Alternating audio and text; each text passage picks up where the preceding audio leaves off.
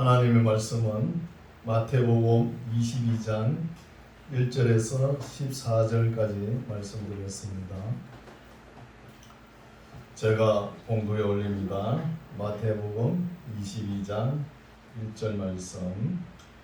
예수께서 다시 비유로 대답하여 가라사대 천국은 마치 자기 아들을 위하여 혼인잔치를 베푼 어떤 임금과 같으니 그 종들을 보내어 그 청한 사람들을 혼인잔치에 오라 하였더니 오기를 싫어하거늘 다시 다른 종들을 보내며 가로되 청한 사람들에게 이르기를 내가 오찬을 준비하되 나의 소와 살찐 짐승을 잡고 모든 것을 갖추었으니 혼인잔치에 오소서 하라 하였더니 저희가 돌아보지도 않고 하나는 자기 밭으로 하나는 자기 상업차로 가고 그 남은 자들을 종들을 잡아 능욕하고 죽이니 임금이 노하여 군대를 보내어 그 살인한 자들을 진멸하고 그 동네를 불사르고 이에 종들에게 이르되 혼인잔치는 예비되었으나 청한 사람들은 합당치 아니하니 사거리 길에 가서 사람을 만나는 대로 혼인잔치에 청하여 오느라 한데 종들이 길에 나가 악한 자나 선한 자나 만나는 대로 모두 데려오니 혼인자리에 손이 가득한지라 임금이 손을 보러 들어올 때 거기서 예복을 입지 않는 한 사람을 보고 가로되 친구여 어찌하여 예복을 입지 않고 여기 들어왔느냐 하니 저가 유부무원이거늘 임금이 서한들에게 말하되 그 수족을 결박하여 바깥 어두움에 내어 던지라 거기서 슬피 울며 이를 감이 있으리라 하니라. 청함을 받은 자는 많되 택함을 입은 자는 적으니라. 아멘. 할렐루야. 반갑습니다. 오늘도 우리 하나님께서 우리를 사랑하고 계십니다. 하나님 사랑합니다. 오늘도 귀한 말씀으로 우리를 인도하여 주실 줄 믿습니다. 오늘 말씀은 혼인잔치의 비유의 말씀으로 은혜 받고자 합니다. 우리가 예수님께서 이제 한 주간, 마지막 한 주간 살기 남았죠. 한 주간 살기인데 아주 교훈되는 말씀이 주옥같이 나오는 거예요. 그래서 여기 오늘은 이제 혼인잔치는 비유의 말씀이고 원관념은 천국이죠. 원관념에 익숙한 비유의 말씀을 갖다 옆에 놓으면 원관념이 이해를 해야 되는 거예요. 그리고 우리에게 익숙지 않은 것이 갖다 놓으면 원관념도 어려워진다는 것이죠. 이중삼중으로 어려워지겠죠. 근데 살펴보면 예수님께서 쉽게 말씀을 해놓으신 거예요. 자, 살펴보겠습니다. 1절 예수께서 다시 비유로 대답하여 가라사대 천국의 용어로 이야기하려고 하니까 세상 용어로 이해가 안 되니까 우리 예수님께서 말씀을 하실 때 마치 뭐와 같더라 이런 말씀을 하시죠. 오늘도 그렇게 말씀하시는 거예요. 2절 천국은 마치 자기 아들을 위하여 혼인잔치를 베푼 어떤 임금과 같으니 그 종들을 보내어 그 청한 사람들을 혼인잔치에 오라 하였더니 오기를 싫어한다는 거예요. 그래서 두 종류 분류로 나눠지거든요. 말씀을 살펴보면 임금이 아들 결혼식 때 잔치를 하려고 하는데 초청을 하는 거예요. 그런데 한 분류의 사람들은 초청을 받은 사람인데 오기 싫어해가지고 밭으로 자기 사업장으로 가버리는 거예요. 그러나 이 사람들이 안 오니까 이제 사거리 길에서 아무나 불러가지고 잔치의 손님으로 초청하는 이 두 종류의 분류를 볼 수 있죠. 근데 이 잔치라는 것은 저 이스라엘 땅에는 우리나라 잔치하고 조금 달라요. 우리나라는 뭐 결혼식 하면 손님들이 얼마나 올 것인지 정확한 걸 모르죠.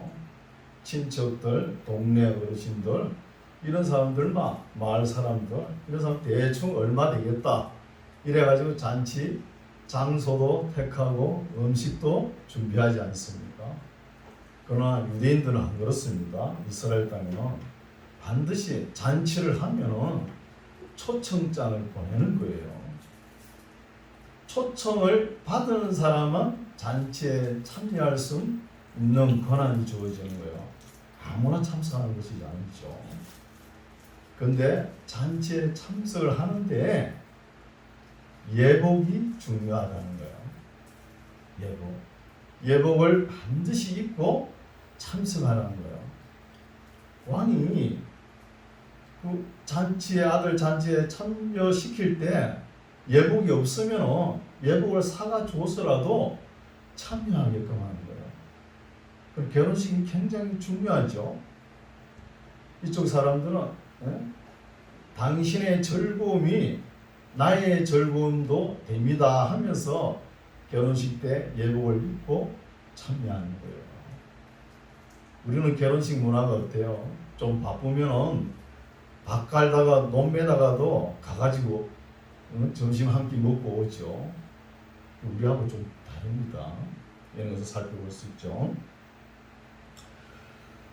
4절, 3절 그 종들을 보내어 그 청한 사람들을 혼인잔치에 오라 하였더니 오기를 싫어하거늘 다시 다른 종들을 보내며 가로되 청한 사람들에게 이르기를 내가 오찬을 준비하되 나의 소와 살찐 짐승을 잡고 모든 것을 갖추었으니 혼인잔치에 오소서 하라 하였더니 저희가 돌아보지도 않고 하나는 자기 밭으로 하나는 자기 상업차로 가고 그 남은 자들은 종들을 잡아 능욕하고 죽이는 거예요. 뭔가 좀 잘못됐죠. 왕이 임금이 나라 임금이 내 아들이 결혼식 하는데 백성들을 초청한 거예요. 초청했는데 나는 바쁘니까 밭에 가서 일을 해야 되면 못 갑니다. 나는 물건을 사고 팔아야 되니까 상업차로 못 갑니다. 이렇게 하면 어떻게 되는 거예요? 반역입니다. 반역.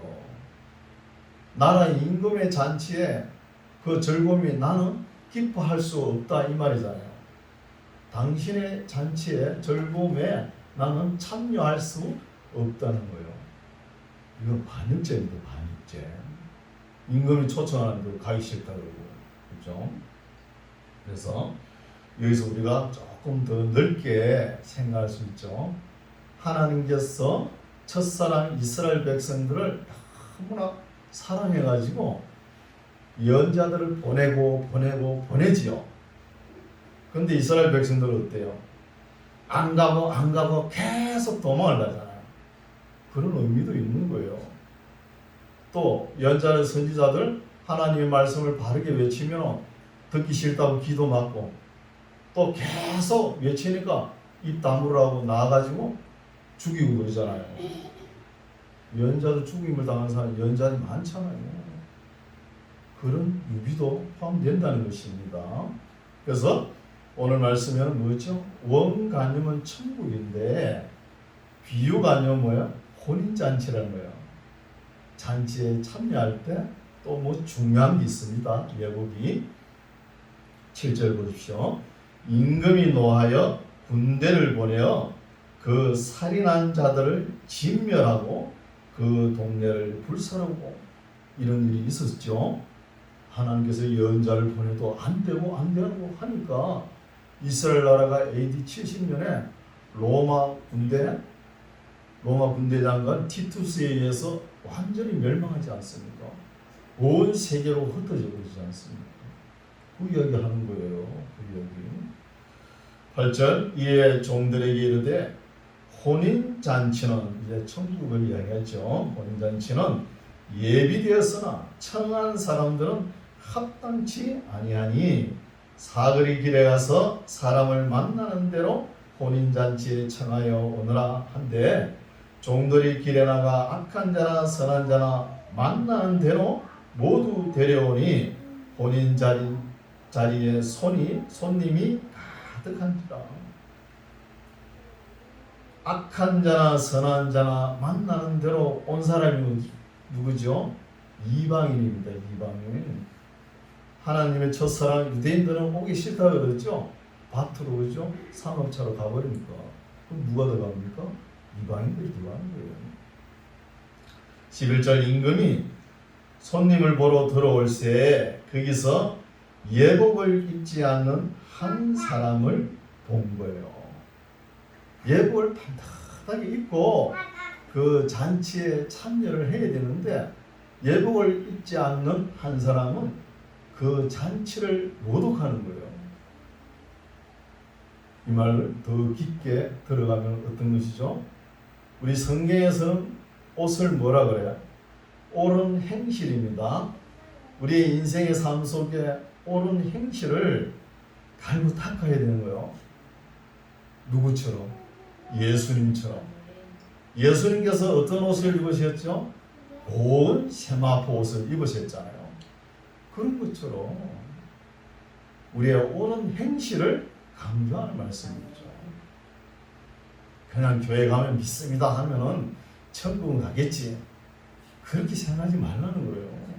세상 삶도 빛과 소금의 역할을 감당하라는 거예요. 예수님처럼.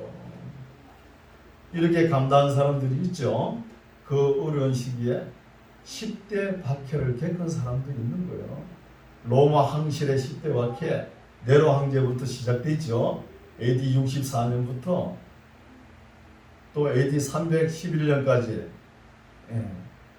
디오클레티안 갈릴리우스 황제까지 311년간 250년간 10차례의 그 박해를 견디고 나온 사람들이 있는 거예요. 이런 사람들이 귀한 알게 되죠. 그래서 지하 카타콤에 있다가 콘스탄티누스 황제의 313년 밀라노 칙령이 선포되죠. 그때 기독교의 자유가 선포되는 거예요. 그래서 지상에 올라보니까 온갖 교리 논쟁으로 쌓여 있는 거예요. 그걸 어느 정도 정리를 했어야 되는데 정리할 시간도 없는 거예요. 그때 누가 들어오죠? 로마 카톨릭이 들어오는 거예요. 카톨릭이 들어와가지고 1000년 동안 완전 기독교를 썩게 만드는 거예요. 암흑 시기를 만들고 있잖아요. 그래서 12, 13세기에 르네상스 인문주의를 거쳐가지고 16세기에 우리가 잘 아는 루트가 종교 개혁을 하죠. 개혁을 하지만 한 루터 칼빈 개혁을 하지만 한 100년도 못 가죠. 못 가는 거예요. 그래서 1620년에 청교도 정신 있죠. 미국을 들어가지 않습니까? 미국에 들어가서 거기에 한 1년 동안 깨끗하게 참 청교도 정신을 가지고 복음을 전파했어요. 그 뒤에 미국을 누가 잡아요? 악한 프리메이션들이 잡고 있는 거예요. 지금 미국에 가면 모든 악을 행하는 그런 거 배워옵니다. 배울 것도 없어요. 세계는 앞으로 그런 사람들이 주름을 잡을 거 아닙니까? 가짜 유대인들, 그렇죠? 에스케나지 유대인들은 독일계 유대인들이 잡는 거예요.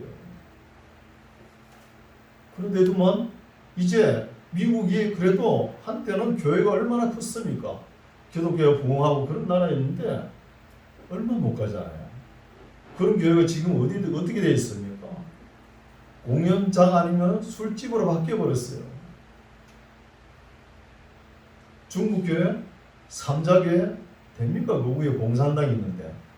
지하교회 모르겠어요. 조금 될랑은 몰라요. 우리 한국뿐입니다. 한국을 바라보는 거예요. 그래도 어느 정도 잘 하고 있잖아요. 못한다 그래도 유지하고 있잖아요. 그런 실정입니다. 그래서 이 말씀을 보면 천국에 들어가는 사람이 극소수가 들어간다는 거예요. 이 말씀 하고 싶은 거예요. 극소수가 들어가면 우리는 어떻게 해야 되죠? 항상 경건의 모습을 잃어버리면 안 된다는 거예요. 거룩한 옷을 입으시기 바랍니다. 행실을 바르게 해야 되는 것이죠. 이런 말씀이 있죠. 11절 임금이 손님을 보러 들어올세 거기서 예복을 입지 않는 사람을 보고, 이때 예복은 홀례복입니다. 홀례복처럼 그렇게 정중한 의복이죠. 이걸 꼭 입고 참석하라는 것이죠. 12절 가로되 친구여 어찌하여 예복을 입지 않고 여기 들어왔느냐 하니 저가 유구무원을 임금이 사람들에게 말하되 그 수족을 결박하여 바깥 어두움에 내어 던지라. 거기서 슬피 울며 이를 감이 있으리라 하니 청함을 받은 자는 많되 택함을 입은 자는 적다는 거예요. 교회 나온다고 다 천국 가는 거 아니에요. 청함은 받을 수 있지만 택함을 받아야 된다고요. 택함을. 이런 말씀을 우리 가슴속에 심으시기 바랍니다. 15절 이에 바리새인들이 가서 어떻게 하여 예수로 말의 올무에 걸리가 할까 상론하고 서로 의논하는 거예요. 여러분, 유대인들이 하나님께 받은 은사 중에 가장 모범되는 은사가 뭐죠? 말입니다. 말. 유대인들이 어디 가도 말을 잘해요. 이 언변술이 대단합니다. 이 너무 말을 잘하니까 예수님을 한번 어떻게 꺾어보려고, 이겨보려고, 그래 지금 찾아오는 거예요. 예수님을 이겨보려고. 그리고 오늘날도 국제적인 큰 일, 사건이 벌어졌을 때 거기에 변호사는 누굽니까? 유대인들이 가는 거예요. 유대인들이. 하도 말을 잘하니까 언변술이 대단합니다. 그 사람들은 말로 먹고 살잖아요. 말로. 이에 바리새인들이 가서 어떻게 하여 예수로 말의 올무에 걸리게 할까 상론하고 자기 제자들 헤롯 다운들과 함께 예수께 보내어 말하되 선생님이여 우리가 아노니 당신은 참되시고 참으로서 하나님의 도를 가르치시며 아무라도 끓이는 일이 없으시니 이는 사람을 외모로 보지 아니하심이니이다. 이 말도 맞죠? 아첨하는 말인데 맞는 말이에요. 그렇죠? 17절 그러면 당신의 생각에는 어떠한지 우리에게 이르소서 하면서 질문을 하는 거지요. 가이사에게 세를 바치는 것이 가하니까 불가하니까 한데 예수께서 저희의 악함 생각을 아시고 가라사대 외식하는 자들아 어찌하여 나를 시험하느냐 쇳돈을 내게 보이라 하시니 데나리온 하나를 가져왔거늘 예수께서 말씀하시되 이 형상과 이 글이 네 것이냐 가로되 가이사의 것입니다. 딱 거꾸로 걸려들었죠. 예수님한테. 이에 가라사대 그런저 가이사의 것은 가이사에게 하나님의 것은 하나님께 바치라. 그러면 될 거 아니냐. 그렇죠. 우리 예수님의 언변술이 대단하죠. 언변술이. 여기서 바치라 하면 어떻게 됩니까? 로마 물 먹었다 이렇게 이야기할 것이고 바치지 말라 그러면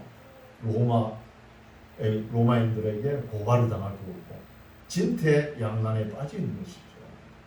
좌로나 우로나 갈 수가 없는 거예요. 좌우병난에 처해 있는 것이죠. 그러나 우리 예수님은 위를 봐라. 위는 항상 뚫려 있다는 것이죠. 여기에서 가이사의 것은 우리가 알 수 있죠. 세내는 거죠. 그 네모되잖아요. 하나님의 것은 무엇일까요? 하나님의 것은 하나님에게 할 의무입니다. 의무. 사람이. 그러면 뭐예요? 사람이라는 거예요. 사람. 사람의 영혼과 생명은 하나님의 것이라는 것이죠. 하나님은. 23절 이제 부활이 없다 하는 사두개인들이 또 나서는 거예요. 사두개인들은 사독가이죠. 사독가이. 이 사람들은 솔로몬 시대에 아도니아의 반역에 가담하지 않았거든요. 가담하지 않아가지고 그 뒤로부터 제사상을 이어오는 가문이에요. 제사상을 쭉 이어가지고 내려왔거든요. 그런데 시간이 흐를수록 타락을 하는 거예요. 타락을 해가지고 부활도 없다고 이렇게 주장하잖아요. 부활도 없다고. 그래서 우리의 신앙도 물론 연조를 무시할 것도 아니지만 자랑할 것도 안 됩니다. 변함이 없어야 되는데 변함이 있으면 안 돼요. 어떤 사람은 나도 한때는 뜨거웠는데 이런 소리를 해요. 나는 한때는 잘 믿었는데 그런 소리는 지혜자 입에서 그런 말이 나오면 안 돼요. 현재가 제일 중요하지. 현재는 그럼 뭐예요? 썩었거나 식었겠죠. 그렇죠. 조심 있게 해야 돼요. 그래서 사두 이 단어는 천탁하는 히브리어인데 어려운 사람이라는 뜻이에요. 이름 괜찮죠? 어려운 사람. 그래서 하나님을 경외할 때 하나님과의 처음 사랑의 관계를 맺을 때 그것이 변함없이 가야 되는 거예요. 언제까지? 우리 예수님께서 다시 오실 때까지 계속 가야 되는 것이죠. 그래서 사도 바울이 에베소 교회에 편지를 보내고 편지 쓸 때 그 뒤에 축도를 기록하죠. 그 말이 뭐냐 하면은 우리 주 예수 그리스도 그리스도를 사랑하는 모든 자에게 예수 그리스도를 변함없이 사랑하는 모든 자에게 은혜가 있을지어다. 이렇게 축도를 하는 거예요. 어떻게 해요? 변함없이. 우리가 신앙생활 할 때 너무 기복이 심한 사람 있죠? 자기 기분 좋으면 교회 나오고 기분 나쁘면 안 나오는 사람 있어요. 그거 하나님 기뻐하시겠습니까? 기분이 좋든 나쁘든 나온 거예요. 하나님과의 관계가 그 정도에 돼야지. 또 교회 나와가지고 자기 마음에 걸리는 목사님이 설교를 딱 해버리면 마음이 상해가지고 고개를 안 들어버려요. 예배 끝날 시간까지. 그것도 안 좋은 태도예요. 아니 하나님 말씀을 맨날 달콤한 초콜릿 발린 그런 말씀을 했어요. 때로 쓴 말씀이 있는 거예요. 그런 것도 되새길 줄도 알아야지. 맨날 어린아이 같은 그런 신앙 가지고 어떻게 천국 가려고 합니까? 그렇죠? 이런 것도 우리가 알 수 있습니다.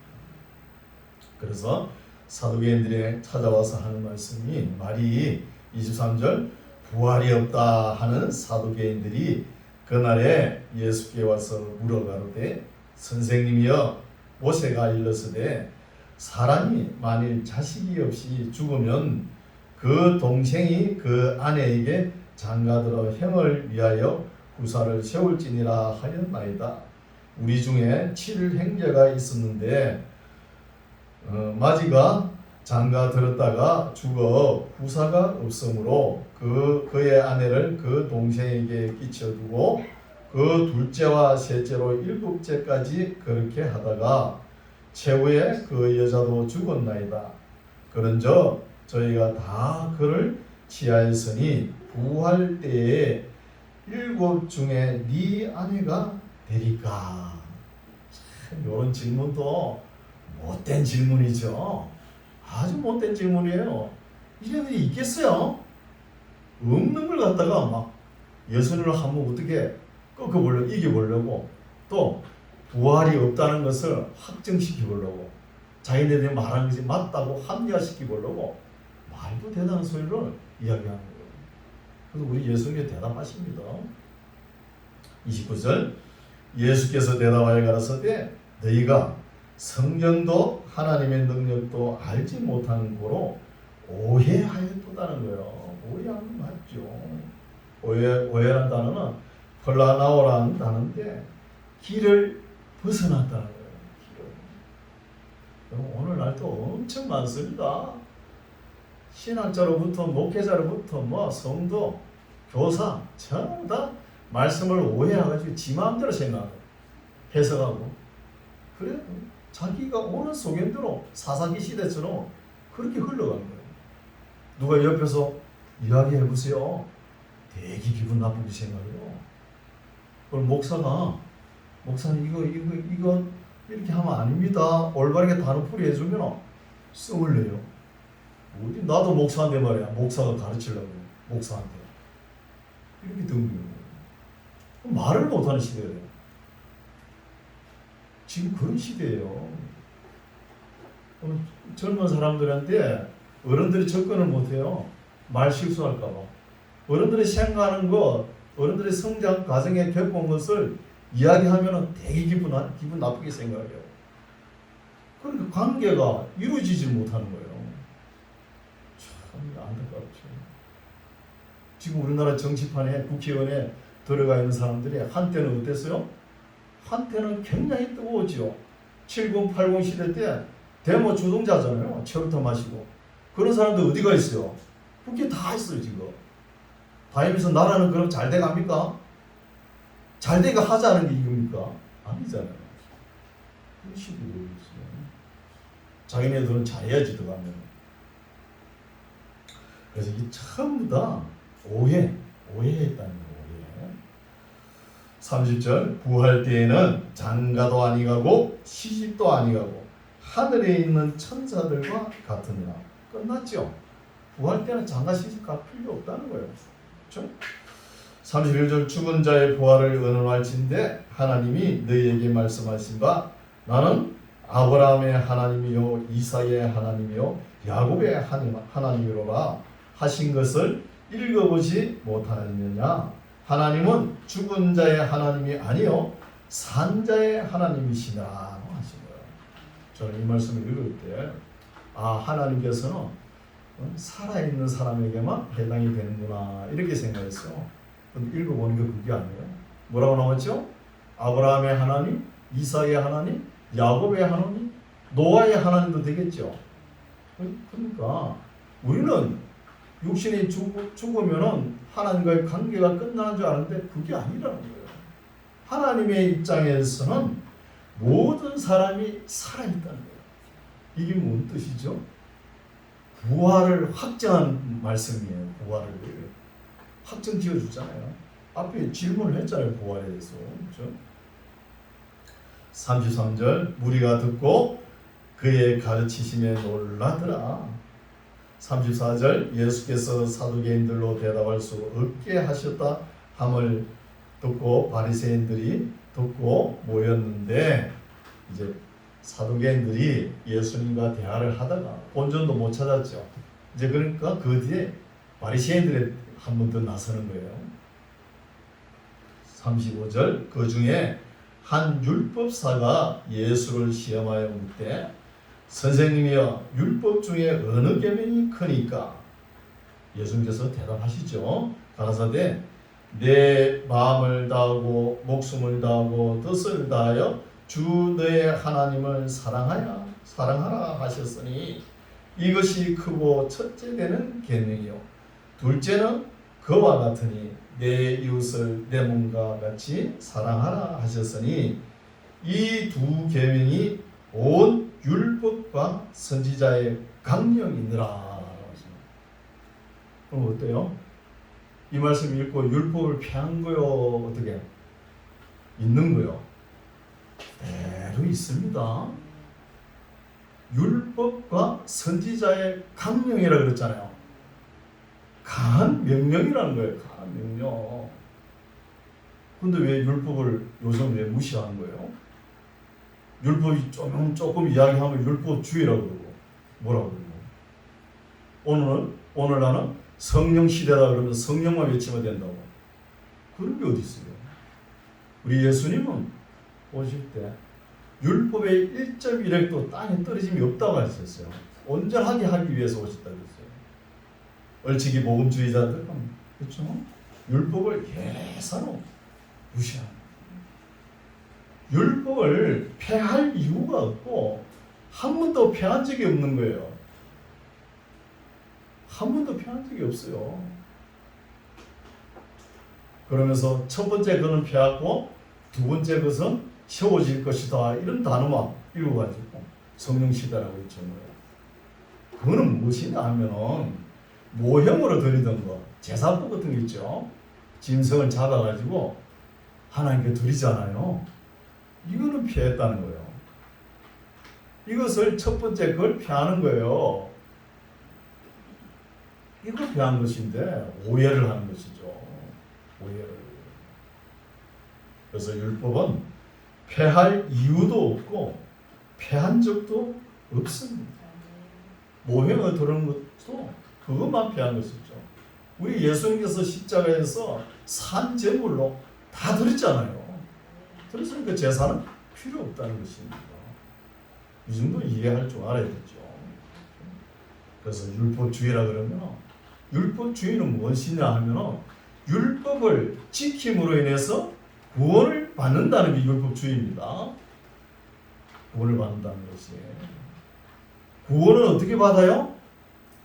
은혜로 받는 거예요. 하나님 은혜로 뭐요? 순수 공짜로 받는 거예요. 공짜로. 짐승을 잡아 들여가 받는 게 아니고 공짜로. 그러면 구원받은 사람의 삶은 어떻게 살아야 돼요? 율법으로 살아야 되는 거예요. 구원받은 사람. 생활 지침이 뭐예요? 율법이라는 거예요. 뭘 보고 우리가 살 겁니까? 만나게 성도님들은 이 정도 이해할 줄 믿습니다. 41절 바리새인들이 모였을 때에 예수께서 그들에게 물으시되 이제 역공격하시죠. 예수님께서 너희는 그리스도에 대하여 어떻게 생각하느냐? 네 자손이냐? 대답하되 다윗의 자손이다. 가라사대 그러면 다윗이 성령에 감동하여 어찌 그리스도를 주라 칭하여 말하되 주께서 내 주께 이르시되 내가 내 원수를 내 발 아래 둘 때까지 내 우편에 앉아서라 하셨도다 하였느냐. 다윗이 그리스도를 주라 칭하였은저 어찌 그의 자손이 되겠느냐 하십니다. 그럼 어떻게 해요? 읽어보니까 다윗은 예수님보다 1000년 전 사람이에요. 그 시간이 엄청 차이 나잖아요. 근데 세상적으로 나이를 따져봐도 엄청 차이 나고 세상 위치로 봐도 차이가 너무 나잖아요. 근데 예수님을 주라고 이르시잖아요. 그럼 이런 말씀은 믿음으로 받아들여야 되는 거예요. 뭘 따져가지고 그렇게 된 게 아니에요. 믿음으로 받아들일 이유가 있죠. 예수님의 앞에 세대는 다 그러면 지옥 갔습니까? 몰라요. 그 죄 지은 사람들, 선한 사람도 있을 거 아닙니까? 그런 사람은 어떻게 해결할 거예요? 1년마다 짐승을 잡아가지고 죄를 간수하는 거예요. 그러나 천하의 어떤 이름으로도 예수님 이름밖에 없다는 거예요. 예수님 이름을 의지해가지고 천국 가는 거예요. 구원받는 거예요. 그러니까 주라 할 수 있죠. 다윗도. 이해 가십니까? 이거 믿으세요. 이해 가야 되는 거예요. 그렇죠? 이렇게 하니까 뭐 입이 막혀버리겠죠. 사두개인들이. 한 말도 46절 한 말도 너희 대답하는 자가 없고 그날부터 감히 그에게 묻는 자도 없더라는 거예요. 예수님에게. 어떻게 물어봅니까? 여기서 우리가 깨달을 것은 무엇이냐? 어중제비 뭐가 조금 아는 게 문제라는 거예요. 뭘 알려면 확실하게 알고 뭘 말을 해야 되는데 사두개인 바리새인들은 뭘 아는 거 같긴 한데 확실한 걸 모른다는 거예요. 사두개인들 부활도 없다고 그러잖아요. 그러나 경건한 측에 속하는 사람 바리새인들도 똑같이 모르는 거예요. 그래서 우리 예수님께서 말씀하시죠. 앞을 못 보는 소경 있잖아요. 소경이 죄가 있다고 할 수 없죠. 그러나 본다고 하는 사람 앞에는 제가 그저 있다고 이야기하셨어요. 본다고 하는 사람. 너가 내가 본다 이런 사람들이 여기 뭐예요? 교만의 재료가 되잖아요. 교만의 재료. 교만의 재료가 뭐냐 하면 항상 무지하고 고집이 있고 오해가 있고 또 편견 또 욕심까지 있는 사람이 있어요. 그래서 우리는 항상 뭘 알아도 내가 아는 것이 다가 아니다. 이런 겸손의 자세가 있어야 됩니다. 또 겸손한 게 뭐죠? 일평생 죽을 때까지 공부하는 거예요. 죽을 때까지 항상 열린 마음으로. 왜 귀가 두 개 있어요? 하나는 들으라고 있고 하나는 나무 소리 들으라는 거예요. 잘 듣고 자기가 진리를 들을 수 있는 것이 복입니다. 마음도 열려있고. 어떤 사람은 다 갇혀가지고 자기밖에 생각을 못하는 사람이 있어요. 시대가 갈수록 더해져요. 그러니까 어떻게 됩니까? 사회가 전부 다 혼탁하죠. 냉랭하고 차든지 덥든지 뭐 그렇잖아요. 그렇지도 못하고 냉랭하다는 거예요. 그래서 오늘 말씀은 여기까지입니다. 우리가 겸손한 것은 끝없이 배우려는 자세예요. 이게 겸손한 거예요. 뭘 조금 안다고 나서가지고 어디 가나 모험에 나서가지고 내가 뭐 어쩌고 자기를 내세우는 거 아주 교만하죠. 항상 배우는 자세로. 배우는 자세는 어때요? 고개를 숙입니다. 고개를.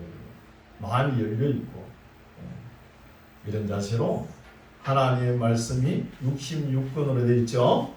66권 한 장, 또 절 한 절도 안 빼고 우리가 다 읽고 그 말씀대로 순종하며 살아가면서 하나님께 영광 돌리는 우리 모두가 되시기 바랍니다. 기도하겠습니다. 하나님 아버지 감사드립니다. 우리가 아무것도 모른 채 심판대 앞에 갔으면 곤란하고 두려운 일을 당할 텐데 미리 우리에게 알게 하여 주시니 감사합니다. 마태를 통해 배운 말씀을 우리 마음에 새기고 주님 앞에 섰을 때 부끄럽지 않는 종들이 다 되게 하옵소서. 칭찬과 상급이 있는 하나님의 사람들이 되게 하옵소서. 예수님 이름으로 기도드립니다. 아멘.